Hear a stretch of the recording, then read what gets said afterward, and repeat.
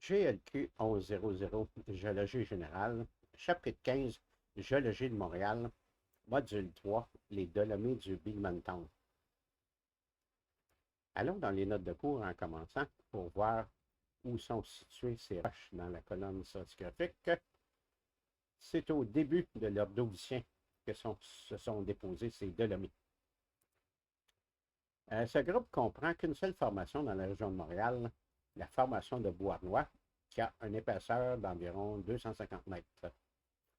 Ces roches sont des dolomies et des calcaires dolomitiques principalement exploités pour la production d'agrégats de béton et agrégats de voirie. Ces roches ont aussi été utilisées comme pierres de construction, mais lorsqu'elles sont exposées aux intempéries, une patine d'altération brune se développe sur leur surface, ce qui est considéré comme un défaut, comparativement au calcaire du groupe de Chazy, qui ne change pas de couleur en s'altérant. Allons dans Google Earth pour voir où sont situées ces roches sur le terrain. Bon, eh bien, c'est la couleur verte que voici, la formation géologique qui porte le numéro 4.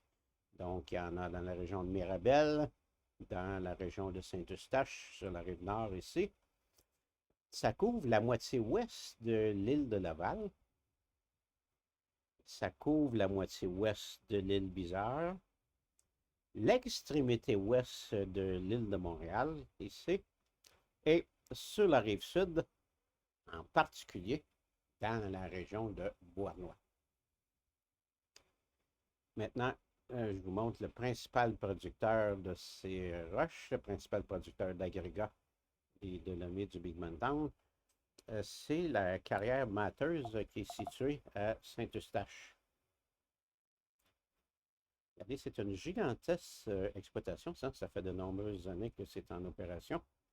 C'est coincé entre la ville de Saint-Eustache, l'autoroute 13 et l'autoroute 640. Ça ne peut plus s'agrandir.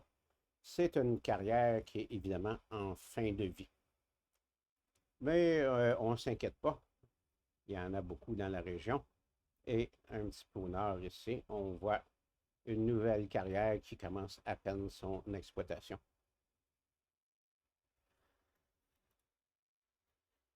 Maintenant, allons voir des exemples de bâtiments qui ont été construits avec cette roche.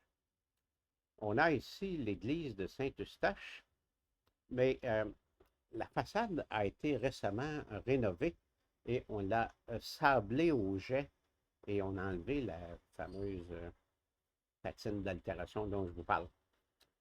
Cependant, sur les côtés de l'immeuble, on peut voir le petit problème que je vous avais parlé. Regardez, la couleur ici est beaucoup plus brune.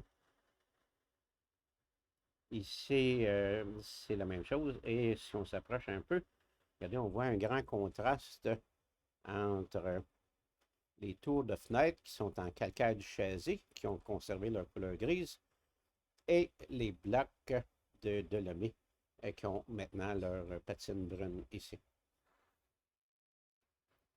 Bon, eh bien, ceci complète ce module 3 sur les Dolomites du Big Mountain.